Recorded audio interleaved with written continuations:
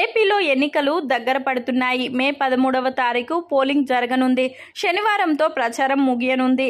So ఇటువంటి పరిస్థితుల్లో AP ఎన్నికల ప్రచారంలో సినిమా తారలు సందడి ఎక్కువైంది.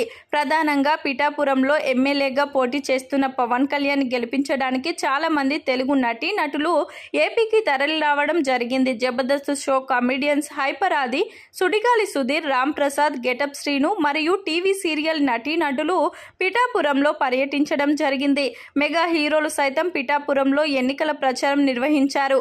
మెగాస్టార్ చిరంజీవి సైతం పవన్ కళ్యాణ్కి సపోర్టుగా వీడియో చేయడం జరిగింది. పిఠాపురం ఎమ్మెల్యేగా తన తమ్ముణ్ణి గెలిపించాలని విజ్ఞప్తి చేయడం జరిగింది. ఇక ఇదిలా ఉంటే బుధవారం దివంగత కృష్ణంరాజు సతీమణి ప్రభాస్ పెద్దమ్మ శ్యామలాదేవి కూటమి తరపున ఎన్నికల ప్రచారం నిర్వహించారు. నరసాపురం ఎంపీ అభ్యర్థి శ్రీనివాస వర్మకు మద్దతుగా ఆమె ప్రచారం చేశారు. మత్స్యకార్య ఆత్మీయ సదస్సులో పాల్గొన్న ఆమె బీజేపీ ఎంపీ అభ్యర్థి శ్రీనివాస వర్మను గెలిపించాలని పిలుపునిచ్చారు. ఏపీ ఎన్నికలు 2019 కంటే 2024లో చాలా సీరియస్గా జరగనున్నాయి.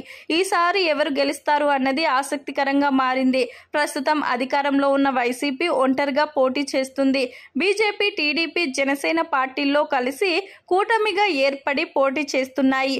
వామపక్షాలు మరియు కాంగ్రెస్ పార్టీ కలిసి పోటీ చేస్తూ ఉన్నాయి. వచ్చే సోమవారమే పోలింగ్ కావడంతో ప్రస్తుతం భారీ ఎత్తున ప్రధాన పార్టీ నేతలు ప్రచారంలో పాల్గొంటున్నారు.